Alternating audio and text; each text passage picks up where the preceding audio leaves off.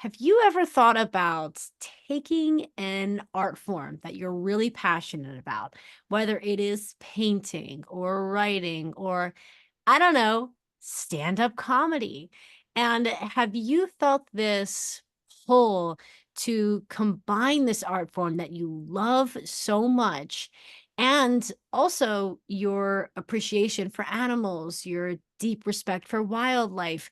Have you thought about what it might feel like or what kind of impact you might have if you were to take two things you're passionate about, combine them together, mix them up a little bit, and dare I say, even take that passion out on the road so that you could spread the gift of your art and also help animals in need? I asked that question rhetorically. I'm going to answer it and say, yes, I have personally every single day of my life. And today we are so lucky because we get to talk to an incredible individual that is doing just that. So, on today's episode of the Street Dog Podcast, we're going to welcome Clay Foley. Clay is a talented comedian and the mastermind behind Comedy to the Rescue. Clay's unique blend of humor and heartfelt dedication has led him to create a series of stand up comedy fundraisers benefiting pets in need across the country. I am smiling just thinking about how cool this is. So, through Comedy to the Rescue, Clay combines his passion for comedy with his commitment to animal welfare, and he really brings laughter and support to companion animal charities nationwide. So, we are super thrilled to have Clay here today to share his inspiring journey with us and shed light on the upcoming show that he has supporting the Street Dog Coalition, which is, of course, on September 14th at the Gray Yes. Eagle Music Hall in Asheville, North Carolina. This special event's going to benefit the Street Dog Coalition's Asheville team, and it's going to showcase the power of laughter in making a real difference for our furry friends in need. So, without any further ado, Clay, welcome to the podcast. Thank you, Daria. You What a are so lovely intro. welcome. Thank you. Thank you for all that. It's the least I can do, for someone like you who is obviously so cool, so committed to animal welfare, and funny. No pressure, but you are funny. As You're if you being need funny. Yeah. as if you need me to tell you that.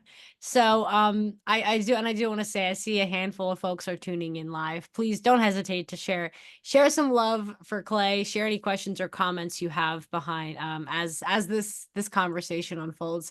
Clay, let's start things off with, so this is the coolest thing. I want to say that when I first found out that you existed and learned more about the work you do, I was just smiling from ear to ear because it is two things that I think most people get excited about, and that is laughing and animals. So maybe you can Yeah. share with us a little bit about the inspiration behind Comedy to the Rescue and how this project in particular really combines your passion for comedy and animal welfare.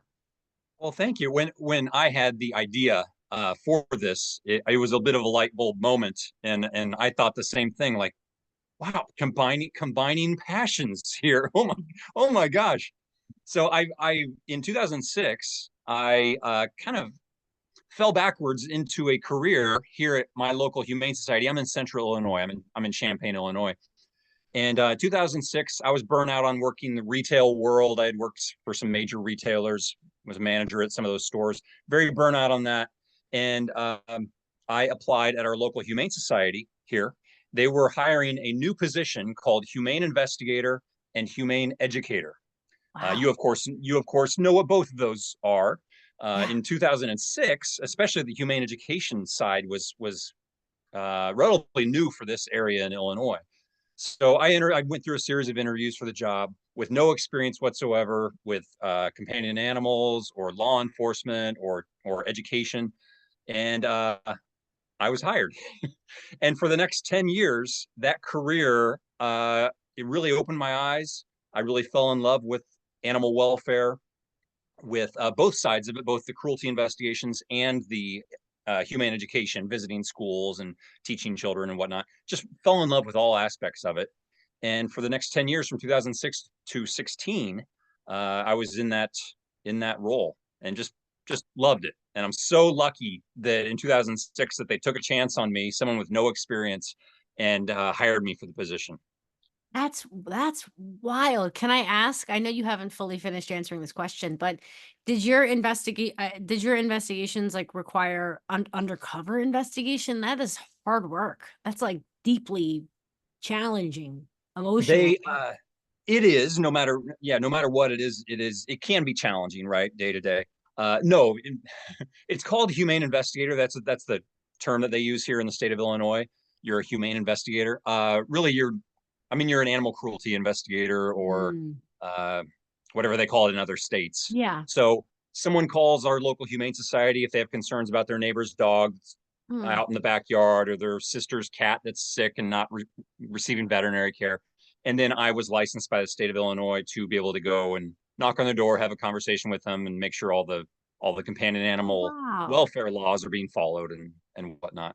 Oh, In many ways, that's a tough in job. many ways, I was a social worker for Yeah. animals. I feel, because I was able to intervene before actual neglect or cruelty happened, and that's what got me through day to day, was the fact that I was able to help people and help their animals, which is, of course, the Street Dog Coalition. We are kindred spirits, right? If we Yes. all enjoy that. Yes.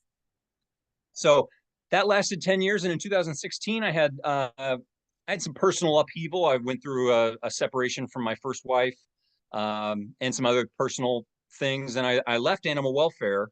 But it wasn't short. It was shortly after that then that I got on stage for my first time as performing stand-up comedy, Wow. and really fell in love with it. You had And some that's good kind of been, material, I well, imagine. I did it in the beginning. I didn't talk at all about my former career, didn't talk at all about my pets or any animal type topics. I My material has always been very autobiographical, and Hmm. because I was going through the deterioration of my first marriage, I was getting ready to move back in with my parents in my early 40s. I had just turned 40, so I was going through the midlife crisis thing. I talked a lot about that on stage. And since then, over the years, once the divorce was finalized, then I started dating. So I'd talk a little bit about dating. Oh, And yeah. then I'd get a new job. So I'd talk about my new job. And then I'm married now. I'm remarried with a different woman. And we are such animal lovers. We have a lot of pets at home. And that's a lot of what I talk about, which of course falls directly in line with Comedy to the Rescue, because the audiences at the Yes. Comedy to the Rescue shows, they're a bunch of animal freaks like myself and They like get it. yourself, and they get it more than any comedy club audience ever would. These Comedy to the Rescue shows are just tailored for a comedian like myself. Oh, that is so cool. Oh, I love that. And so, for folks who are unfamiliar with how awesome what you do truly is you partner with a series of different animal related nonprofits, and you fundraise for them through your stand-up shows. So I'm wondering, how do you select the animal charities that you partner with, and what criteria do you consider? What criteria do I consider? Well, first of all, I spend a lot of time Googling. If I decide, hey, I want to look at the animal shelters in New Mexico, I will literally get out a paper atlas right in front of me, and I'll look for the significant cities and then smaller towns in New Mexico. And I'm just Googling animal rescues in Albuquerque, New Mexico, animal rescues in Roswell, New Mexico, and searching Facebook, various social media and whatnot. And then I'm just sending out emails. I'm like no other, or I'm like any other salesman. Essentially, I'm just sending out. I'm cold calling animal shelters, proposing the idea of having a stand up comedy fundraiser, and if they reply, a relatively small number actually do. Uh, Which is if wild. well, exactly. Well, I will tell you, to this day, the Street Dog Coalition holds the personal record for fastest reply that I've ever received. Yes. Truly, truly, the Asheville location of the Street Dog Coalition It was like 5 minutes, and I had already had a reply, and they were very excited about the idea and stoked about it, and then we just discussed from there. Yeah, so good on you all. That Good on you. actually brings me a lot of joy. It's nice to know that my colleagues, in addition to me, are quick to reply to an email, especially when the offer to collaborate is as cool and unique as this one. And so it sounds like, obviously you've been to a bunch of different places. You've raised money for a bunch of different organizations. I have checked out your website, past and present, and it's pretty phenomenal. The cold calling you're doing is working. Thank God you're cold calling for this line of work and you're not like selling appliances, because we need you in this line of Right. work. So I'm gonna ask you like the typical question that I feel like most comedians get asked, but it's like, what was the most memorable moment or even success story from a comedy to the rescue event that really made you feel like you found your calling, like you're doing good, you're having an impact. Give us a cool story. Oh boy. Well, there have been a couple. I don't know if I can give you a singular moment, but Yeah, so go for Comedy it. to the Rescue is almost a year old. We're almost ready to celebrate our first anniversary. I came up with the idea a year ago and then started contacting rescues and animal shelters, humane societies, etc. Um, when I first had the idea, I thought I was going to be in dive bars performing in front of 50 people, raising a couple $100 for the local humane society in town or whatever it may be. And then as I started contacting charities and they started booking me in venues, Daria, they're booking me in some of the most beautiful theaters in town, I've seen that. I'm like, theaters, okay, event centers, places that hold hundreds of people. And awesome. in some cases, we're filling up those venues with hundreds of people. Oh, It's that's so beyond cool. my wildest dreams already what it's become. And what the charities, they're like Street Dog Coalition, they're the ones who are in charge of securing a venue, doing a lot of the advertising. A lot of times they'll plan supplemental activities like a silent auction might go along with the comedy show, or raffles, anything they can do. They have a captive audience already. Let's try to raise some more money while they're there. And the charities they're just knocking it out of the park with every single fundraiser. They're doing such a great job. My job to stand up and perform is just the easiest of the night. And so it just really warms my heart how it's already in its short life exceeded my expectations for what I thought Comedy to the Rescue could be.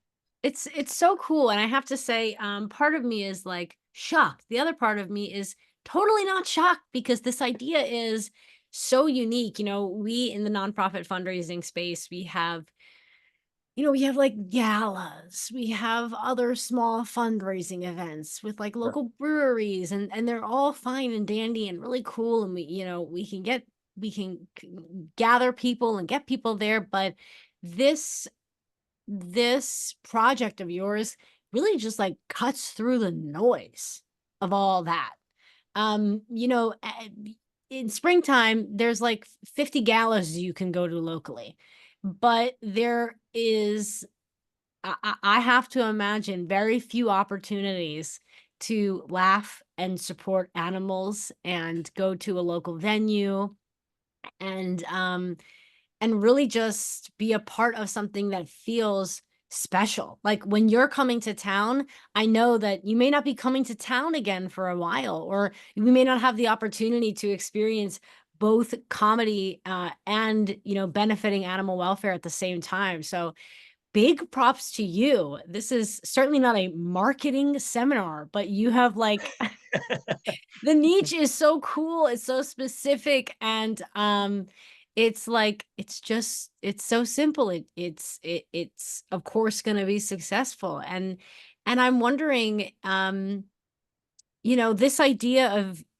I almost had I feel like maybe I knew this at one point, but, I think I had forgotten that you had done such incredible work with animal investigation, and as you mentioned, being a social worker for animals. That's not always easy emotionally. I feel like the highs are just as strong as the lows. So I would imagine that your relationship to humor is pretty unique in terms of using humor to maybe even self-soothe some of the experiences Right. that you've had with animals. So I'm curious to know how do you use humor and comedy to raise awareness and support for pets in need? I have to imagine that your stand up, as mindless and ridiculous as stand up might be at times, I have to imagine you also have built in multiple moments in your set where you're actually trying to raise awareness about a specific topic. Do you do that? How do you do Yeah. that? How can aspiring comedians do that? Give us a scoop. Yeah, a lot of stand-up comedy, it's not just about, I had to learn this over the course of years since I started. It's not just about saying funny things Right. or saying a funny joke. It's about connecting with an audience. It's about Yeah. being likable and connecting with different emotions. Mm. And I've I've really, I used to just tell jokes, one liner after one liner after a one liner. And especially with these fundraisers, I intentionally build in parts of my set where it's no longer about jokes. For the next Mm. minute, we're just going to talk seriously because Yes. we know why we're here. So we're going to talk seriously about the problems that animal shelters and rescues and agencies like the Street Dog Coalition face every single day. And many in the audience, they're volunteer board members, they're staff members or volunteers at the animal shelter we're raising money for. They're pet owners, all these all these things that we can all connect with. And so yeah, I definitely intentionally have those moments within my set where we've stopped laughing, and for the next minute or two we're going to get serious, and then hope by doing that, then the next laughs to come hopefully are even bigger because then we're coming out of that section. Ride in the wave. Okay, we're getting Yeah. a glimpse behind the mastermind here.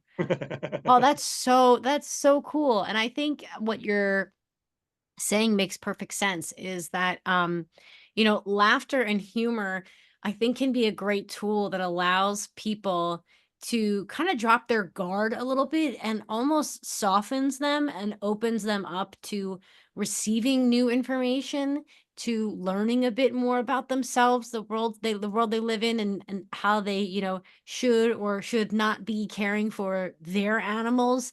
So I really appreciate that once you can kind of get people um to kind of get comfortable around you and to like you, as you said, which of course is one of the hardest things when it comes to stand-up comedy.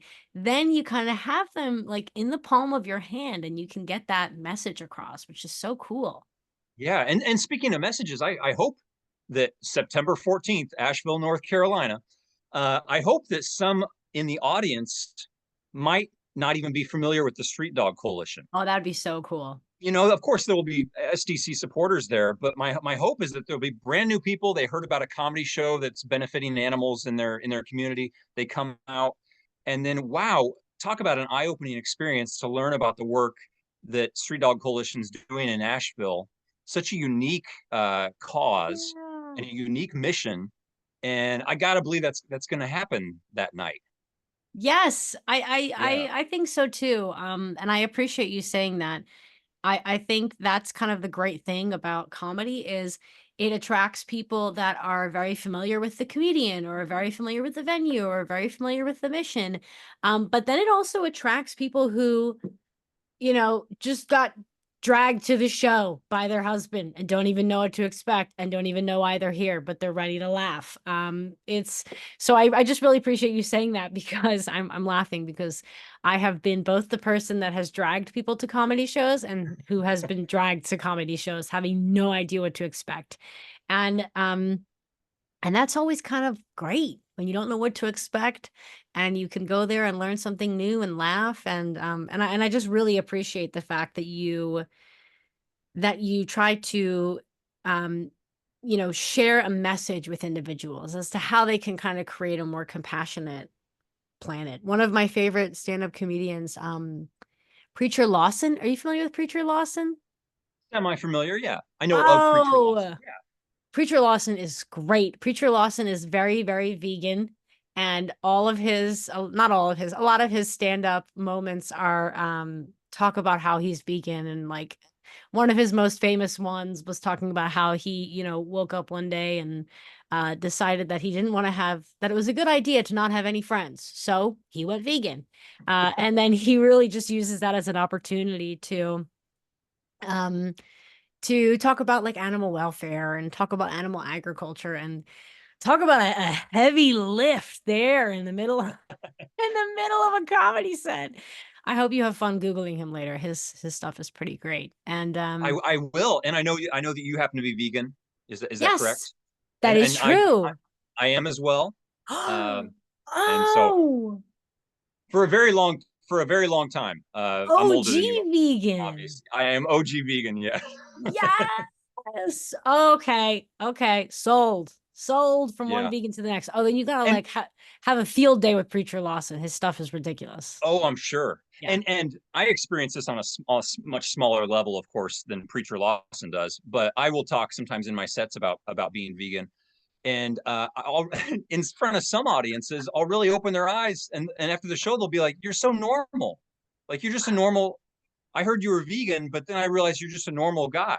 You It's like, know, yeah, yeah, the I am. things people say, I have to say that one of the greatest things and worst things someone said to me is they said to me, um, I would go vegan, but I love food too much. And then I look at them and I'm like, I love food too. What are you talking about? You can be vegan and love food.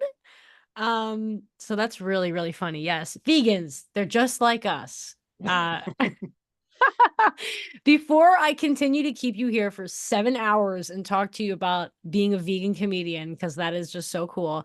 Why don't, this is my last question for you, Clay. What can people, and you did shine a light on this a little bit. So what can people expect when they come to your show in Asheville, benefiting the Street Dog Coalition? What do you imagine the audience is going to be like?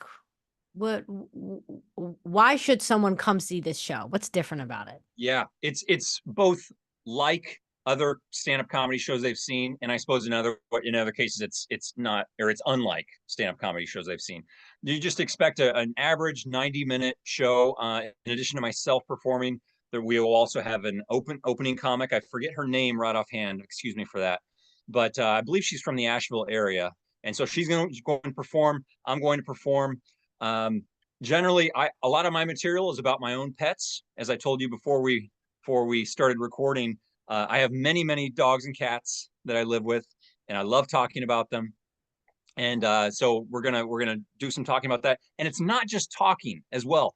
I incorporate I have a slideshow that plays behind me, Oh my God, and I love it. I use a clicker to go through the visuals. So and that really helps the humor as well in the room, being able to see some visuals that show up behind me. So in addition to telling you about my pets, I'm also going to be showing you photos of my pets. We can all ooh and ah over that, and then I'm hopefully laugh as well. I But I'm so excited. it's a very welcoming environment. You don't have to be a crazy animal person like myself or yourself to enjoy this kind of humor. It's just a couple of comedians talking about everyday things. It's relatively clean. Some people are afraid to come out to stand-up comedy shows if they're afraid that it's going to get too dirty or offensive. I don't know if you're that way, but What are you? I'm certainly not giving you the vibe that me, South Jersey tattooed Daria is easily offended. But yeah, I appreciate you not knowing. Thank you for that. we were discussing before you started recording. I have to say you really cleaned up your language for the Oh, podcast. I exactly. appreciate that. Just a Yeah. string of obscenities. So Well, that night it's gonna, I that's usually awesome. 16 and ages 16 and up. You know, it's not humor intended for children, but if you got kids ages 16 and up, they'll find it perfectly funny, and no one's going to walk away offended or anything like that. We'll all just have a good time for 90 minutes, 2 hours, raise some terrific funds for Street Dog Coalition there in Asheville, and be giving high fives to each other after the show about a job well done. Yes, Yeah. this is so exciting. I have to let all of our listeners know if you're interested in learning more about this show, please go ahead and click the link in our show notes. And before I let you go, Clay, one of our incredible live tuner inners, Mary has asked if there is anywhere that Mary can see some of your stuff online, some of your routines online. Where can Mary get the goods? The best place, thanks for the question, Mary. The best place to find any of my clips is just simply go to clayfoley.com. You can also go to comedytotherescue.org. Both those websites right there on the front page have short video clips. Then there's also a link to my YouTube page. But if you just want nice quick hitting short clips of what I do, go to clayfoley.com or comedytotherescue.org. That's fantastic. Thank you, Mary, for asking that question. And Mary also wants you to come to Fort Collins, Colorado. So we will have to spread the love and make sure that other cities across the nation where we have teams get to experience the Right. hilarity that is your comedy. And I really want to encourage everyone to, of course, if you are in Asheville, to check out the show on the 14th of September. But if you're not, please go ahead and look Clay up. Look at his material on his website. It is hilarious.